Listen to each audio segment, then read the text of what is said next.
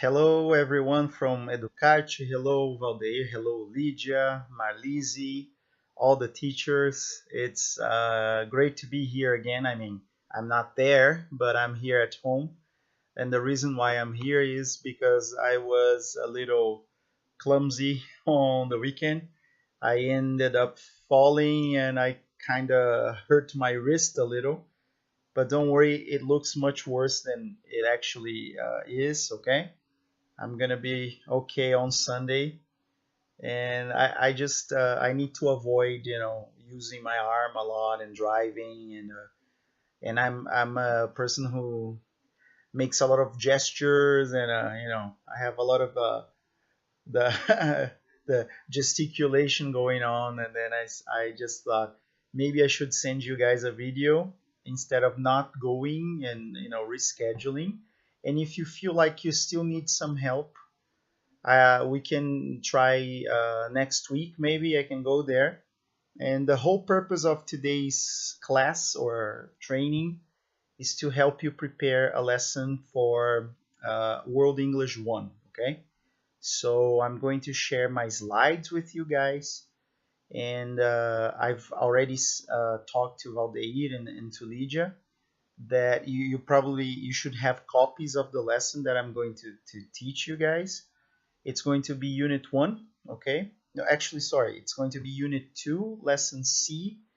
And I'm just going to give you some ideas on how you can approach this lesson and how you can introduce STED.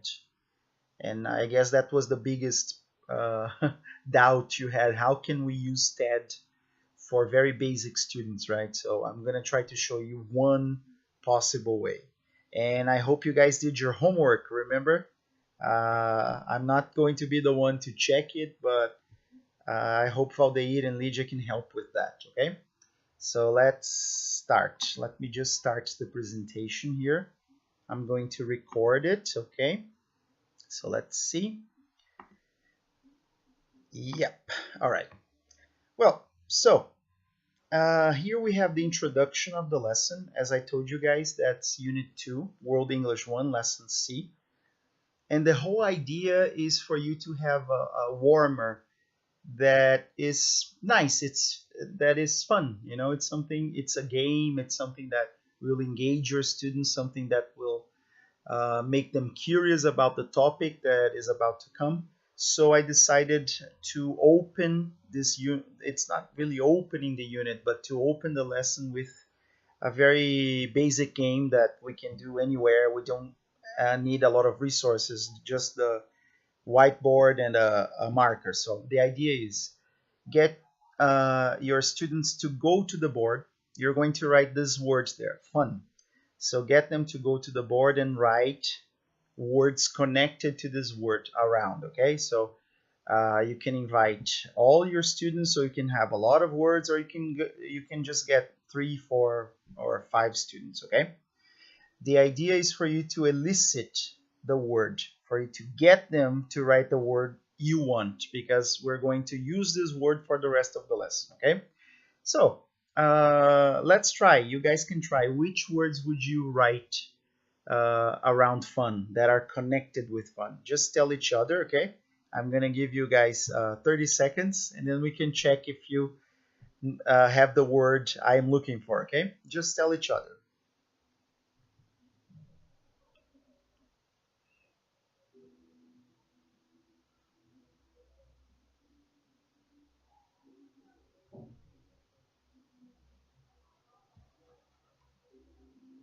Okay, I guess you had plenty of time to do it, just some words, right? So let's see. Maybe I'm not gonna guess what you guys talked about, but possibly you talked about friends, right? Am I right? Anybody there? Good. Maybe you talked about movies. Maybe you talked about, I don't know, music. Maybe you talked about restaurants, anything. And possibly you talked about parties, right? Who doesn't like a good party? Not even a good one, even a bad party is nice sometimes, right? And that's the word I'm looking for? We're looking for party. And that's how students will get interested, because I guess everybody likes a party. You have different types of parties, and then maybe you can take, I don't know, 2 minutes to ask them about types of parties that we have in the world, and they will probably say birthday party. They will probably say, I don't know, wedding. They will probably say graduation or something like that, and they will not say probably the word I'm looking for, after party. But then that's okay. So we move on to the next step, which is uh, we start using the book then. So as you can see there, this is lesson C, and it's about party words. So you will teach them some words that we can use to talk about parties. One of the words there is festivals. So at this point here, you should ask your students to read this exercise A here. It's a very short text, okay? So I'm going to give you guys 15 seconds because you're teachers, so come on, you can read that very quickly to read about it, okay?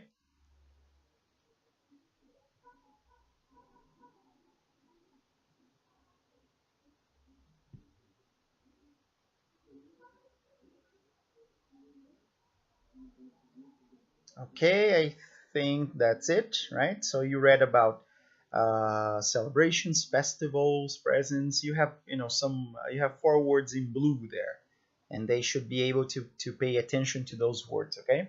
And now, before we carry on and we do the exercise, the next one, I just thought it would be a good idea to have a quiz about festivals, because the whole point of World English TED and National Geographic is to teach your students to try to have this more critical thinking, to know about things happening in the world, and maybe that's something that they would be curious about. So I just made up, I just improvised here 3 questions that some of your students will know, some will not, and as I guessed here, you guys won't know the answers, or maybe you will. I don't know.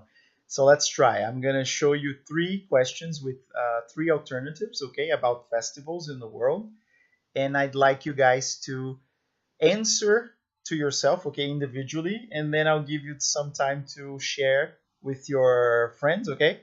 Uh, Take a look at, I don't know, your left or right, choose someone and share. Are you ready? Let's go.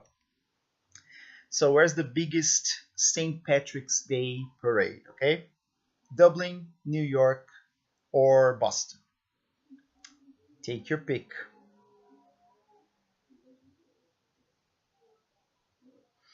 Okay, no more time.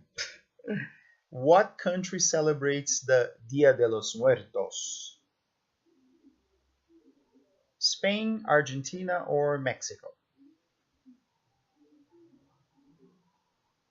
Okay, and where is the Mardi Gras celebration? In which city, right? Is it Los Angeles, New Orleans, or Chicago? That's it, guys. No more time. If you picked your answer, great. If you didn't, well, sorry. Life can be cruel sometimes, okay? So just share with someone, okay? Talk to someone and tell them your answer, okay? I'll give you, you don't have to talk too much at this point, okay? Just tell, okay, I selected this. What about you? I selected this, okay? You have 30 seconds.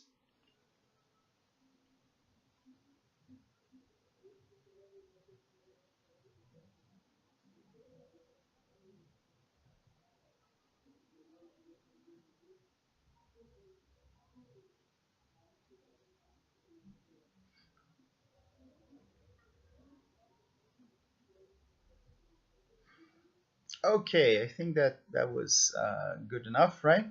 So let me show you the answers and make you cry a little because you probably got everything wrong, right? Nah, I'm just kidding. So let's take a look. Where's the biggest St. Patrick's Day parade? A lot of people would probably have answered Dublin, but it's actually in New York. Okay.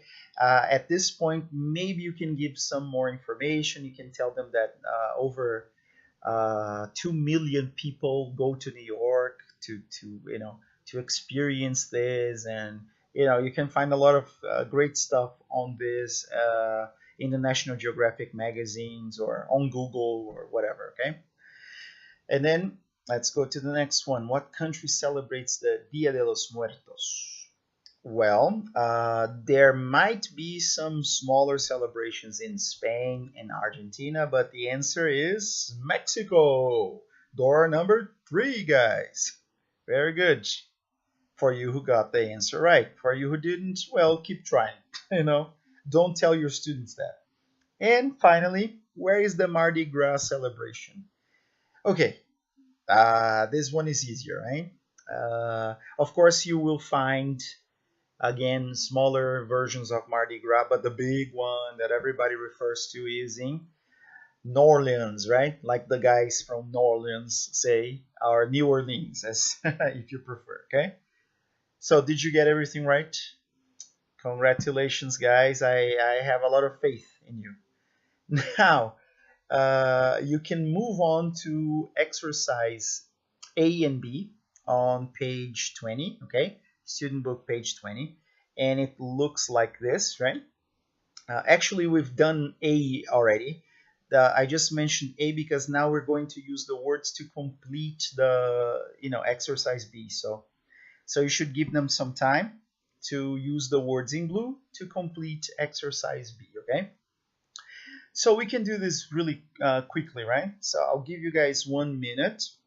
And at this point, you can do it individually, okay?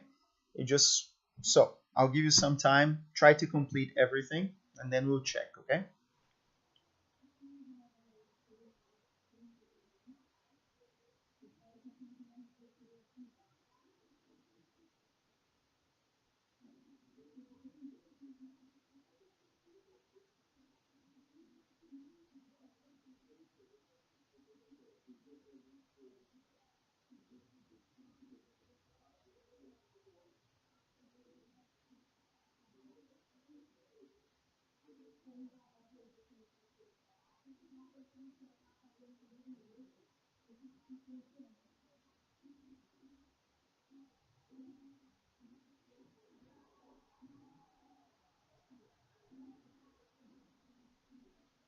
Okay, guys, I think that was enough, right? If you noticed, I'm sorry, sometimes for some questions, sentences, you actually have to use some words that are not in blue, right? So you're going to see celebrations. We watch the celebrations on New Year's Eve. I love parties. You can dance and sing. It's fun. So that one is in blue. At Halloween, children wear, you have their different clothes, okay? And masks to cover their faces, okay? And then you also have, we celebrate Christmas on the 24th and 25th of December. I always give my mother presents on her birthday. And I like to, okay, I lost this one. Help me, guys. To the house for holidays. I like to leave the house for holidays, okay? Well, so that's basically that. If you want, you can have your students share. It's always nice to have them share with someone to check if they have the correct answer and to maximize their conversation time so they can use the language. So sometimes you can just do it in pairs or just have them do it individually and then they can share. So it's up to you. Remember, you're the boss of your class. You're the teacher, right?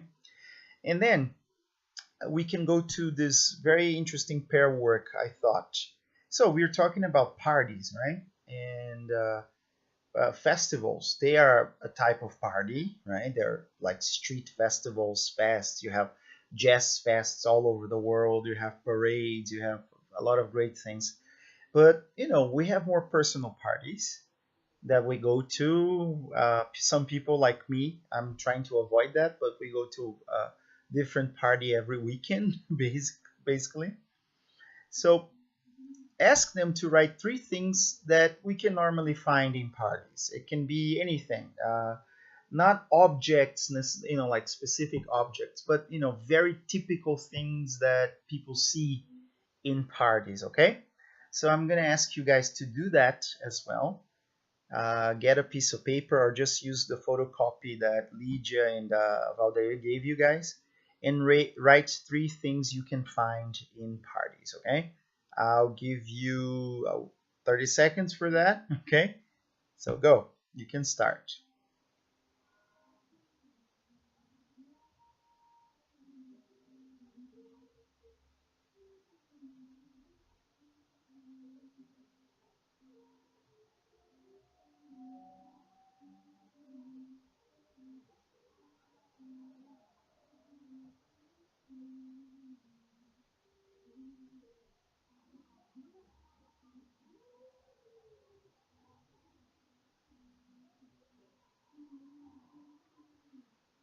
Okay, I guess that was it, right? So, before I show you guys my answers and what I'm looking for, remember you have to try to get the answer from the student before you give them the answer, because then you make them think, you make them use the language internally, right? So, share with someone very quickly, just you don't have to elaborate too much on this. You just say, okay, I wrote this, this, and this. What about you? Okay? So, 15 seconds for that.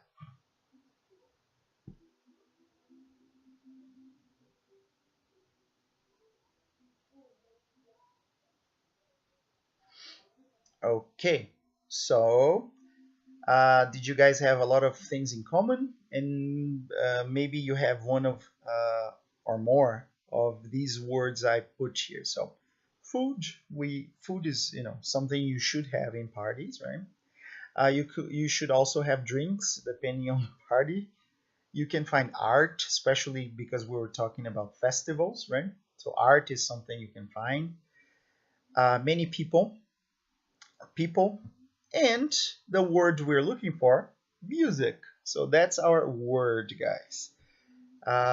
It's very probable. I'm anticipating here that somebody will say music. So then that's where we go from there. Somebody said music. Great. Okay. So let's talk about music. So when you go to a party, what kind of music do you listen to? What's your favorite music style? As you can see down there, right? And then that's another opportunity for them to use the language. So then maybe I would just start with the whole group, so somebody can give me an example. And then, so who wants to say what kind of music you like? Or what kind of music you listen to when you go to parties. And then you can put them together in groups of three, in trios or groups of four, and then they can have a very short conversation, like 2 minutes. Okay, we don't have to do this because I don't want this video to be too long, but it would be nice now if everybody just said at the same time, and this is something you can do too.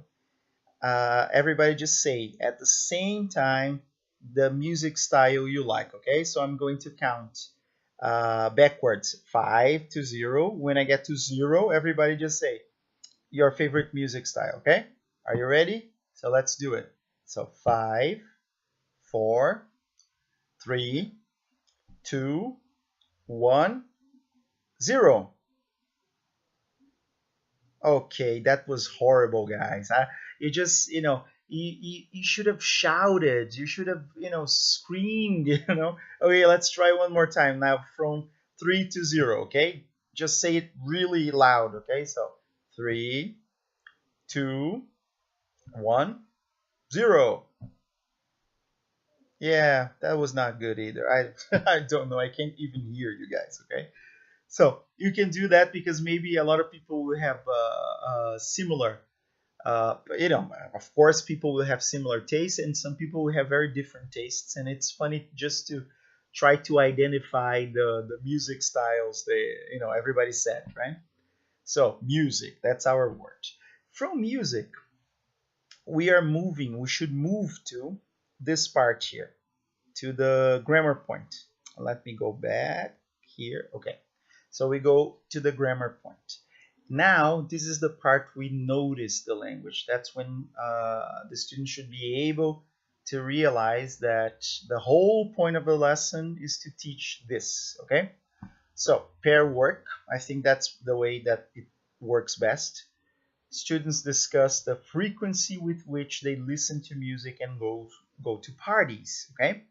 So instead of just giving them, because as you probably noticed, the goal of this lesson is to teach them, frequency as well as party vocabulary, but basically frequency. So instead of just giving them the adverbs of frequency, just have them talk. They probably already know a lot more than we expect, and they will probably know one or two adverbs. Okay. And the most common adverbs are, and then imagine you guys are talking about this, okay? So maybe I'll give you 10 seconds to just tell someone uh, with what frequency or how often, because you should teach that too. How often do you listen to your favorite music style? Just tell someone next to you very quickly, no, no, I often, okay? Sometimes, and just use whatever adverb comes to mind. Okay.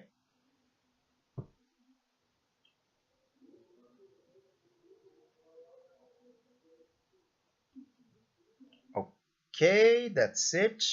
Well, uh, you probably used sometimes or always, often, or never, or maybe you use something more sophisticated because your teachers like hardly ever, once in a while, whatever.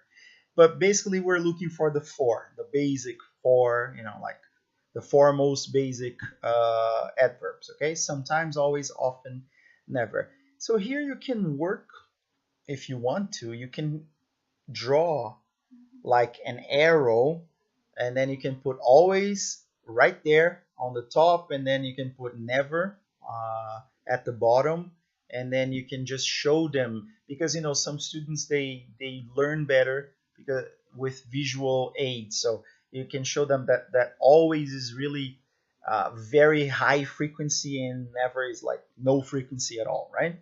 So you just show them, and you put sometimes and often, actually often, sometimes in between. Okay. Now we can play a game with an exercise from the book. So you should go to student book page 21, exercise A, which looks like this. Okay. As you can see above exercise A, you have a very interesting chart that will basically show them the position of the adverb in the sentence. So you should probably warn them, or I wouldn't, because I will tell you why I wouldn't. But if you want, you can warn them that we use always, never, sometimes, and which one was the other one? I'm losing my memory. And often, yes. So you use them between the subject and the verb, unless the verb is verb to be, because then verb to be is the second word after the subject, and then you put the adverb. Okay. And I just said I wouldn't tell them. I would ask them to do this exercise A, and try to guess themselves. You know what? Because they're going to make mistakes, and that's good, because we think we should avoid mistakes in the class, especially because we want to protect the students. We want to make them feel comfortable. This should be a more controlled exercise. But you know what? If they make a mistake, that will become much more memorable to them. Okay, they will, oh, I made a mistake, and then I will remember this better, because then they will be corrected, and maybe they won't make a mistake, and that's even better. You didn't have to say that. Listen, guys, here the position of the adverb is here, but when you use verb to be is after verb to be. You can say that after you correct the exercise, and if they got everything right, it would be even more rewarding. Okay. So the idea here is you have some words, right? You have some, they are all scrambled. They have to unscramble the words.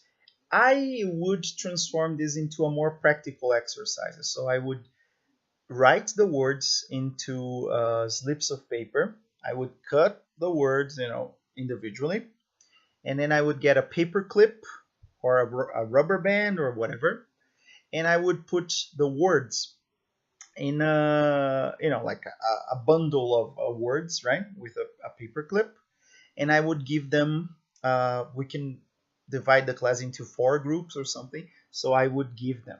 I would put a stopwatch. You can access a stopwatch, and they would have 30 seconds to form their phrase. Okay, and then you can make it a competition. So okay, groups, you have 30 seconds starting now. So in groups, they have to, take the paper clip out, and then, okay, we have to put this in the correct order. The first group that finishes is the winner. If you guys want to give them a reward, like some candy or uh, I don't really like to work with that because they always expect more. Like, oh, we want another game and more candy or a pencil or whatever you want to give them, and that's not really the point. But it's up to you. So if you guys think you should do it, yeah, it's up to you. Okay, and then after they have the whole sentence, you correct. So maybe if you have a big group, you can have 5 groups, right? And then four people, maybe 3 people. Okay, so that's the idea. So you correct, and it would also be funny for them, like and for you to see, not only funny but fun, a lot of fun too. If you didn't give them the same sentence, so you could give them parts. You would One group would be responsible for the adverbs, so you would give the, I don't know, group one, all the adverbs from the sentences there. So they would get always, never, sometimes, and usually. And then the other groups would have the verbs and the other complements, okay, of the sentence. And then that would be fun because then they would have to find someone or a group that maybe their word fits best, So okay, I have always. I have to go check what that group has. So I'll go there. Okay, guys, what do you have? And they're still trying to put together the sentence. And then okay, my word doesn't make sense here. So let's go there. Like we never have turkey on Thanksgiving, right? And but that sounds weird because yeah, normally people do have turkey. So maybe that's not where I belong. So I'll go to the other group. Okay. So this is another way you can work with this exercise. I mean, there are just ideas. You can find I don't know, hundreds of different ways. Okay. So after this exercise, we start the TED Talk parts. That's the part you're probably more interested in. And well, the whole point of this lesson is to talk about parties, and from parties we have music. And then the thing is, the TED Talk is about music. So I'm going to show you guys something cool. First, you should ask your students to share again with the class, so it could be individually, their favorite type of music, okay? And after that, you go to student book page 22, exercise A. So you can divide the class into 4 groups again, and they would, hello, I will be done in 5 minutes. My wife is here, guys, so anyway, so first we go to page 22, exercise A, which looks like this, okay? So you have 3 pictures of people playing different music styles. You can ask them if they know the names of those music styles and which one they prefer. Okay, they can share. You can work in groups. Maybe they won't know the words, and that's okay. After that, they will talk about music again. This exercise will be, we did it already, so they don't have to do it again. But then the TED Talk is here is a text, and that's the fun part. Remember, we thought, oh, maybe my basic group will not have the level to watch the video and be able to understand everything. So let's start with the text, okay? So let me go back here. You should be able to divide your class into groups of 4 and ask them to read each student to read one paragraph. So it looks like this. So if you guys go to if you go to this page, you will see that it's about a guy called Eric Whittaker. He's a composer and conductor. There are 4 paragraphs, so each one can read one paragraph in the group, and then just the one paragraph, and then they can share, they can retell their peers what they have just read. So again, increasing communication, okay? And then at the end, you can ask them to say, okay, do you all know the story of the text? And after that, they can go, below you have exercise C, they can answer everything, okay? So it's about music, right? You will have some new vocabulary on music. So you have a word bank down there, okay? So if you check that page, you will see you have choir, choral, many things. And then I thought you could associate that with this picture. You ask them, do you know what this is, guys? Maybe some of you do know, some of you have never heard of this. So this is a very, very cool initiative that started, I don't know, maybe 10 years ago or even more. And you have people playing and singing around the world, the same song, and they are normally street artists, which makes it even more like interesting. And that has everything to do with the text, okay? The text of this guy Eric Whittaker is about this choir that people are not singing physically together. They're singing online, and he puts all the videos together and he makes this huge choir, okay? And then you can show them my favorite song on this website, Playing for Change, which is Stand By Me.